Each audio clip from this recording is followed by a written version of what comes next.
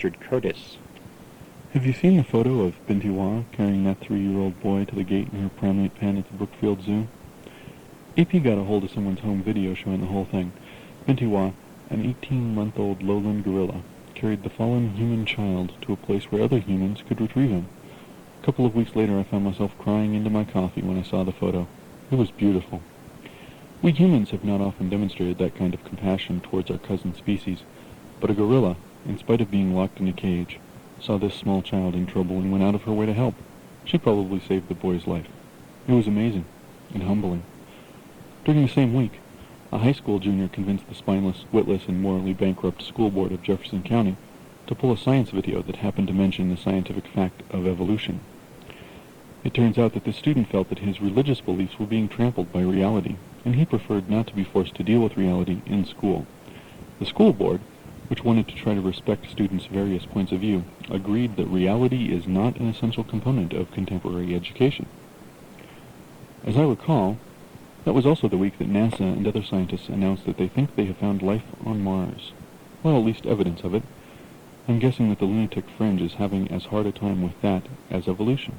Life on other planets is just one more challenge to self-imposed ignorance, the drug of choice for the right wing. Solutions to complicated problems are much more fun, and much simpler to formulate if you don't sweat reality. What I want to know is if a juvenile lowland gorilla recognizes its kinship with humans and demonstrates this recognition with compassion and nurturing, then how can the lunatic fringe of Christianity, which is made up of humans, be so slow?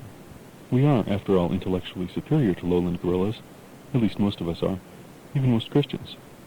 Some people seem to have a little catching up to do, though. I can't help but wonder about the supposed values of this lunatic fringe when a gorilla exhibits significantly more humanity than they do. Times are tough all over for Christians. Most of them are actually good people and don't support the lunatic fringe either. But as Christians, they share some of the same labels with the lunatics and are often lumped into the same categories of mindless, cruel, and reactionary.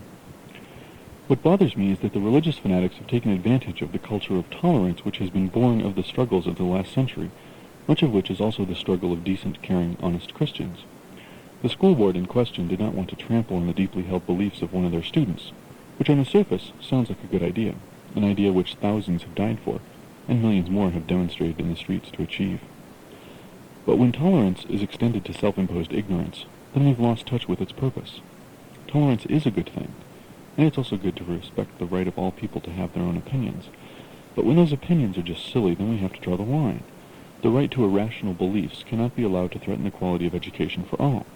If reality is threatening to one's religious beliefs, then perhaps it is the religious beliefs which should be banned from the school, and not the video which exposes them. Oh, wait a minute. I thought religious beliefs were separate from public schooling.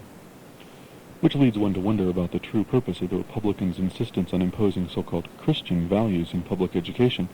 If Christian values, at least in the form that is representative of the Republican platform, are at odds with the real world, then which would win out if the Republicans had more control over our lives than they do now?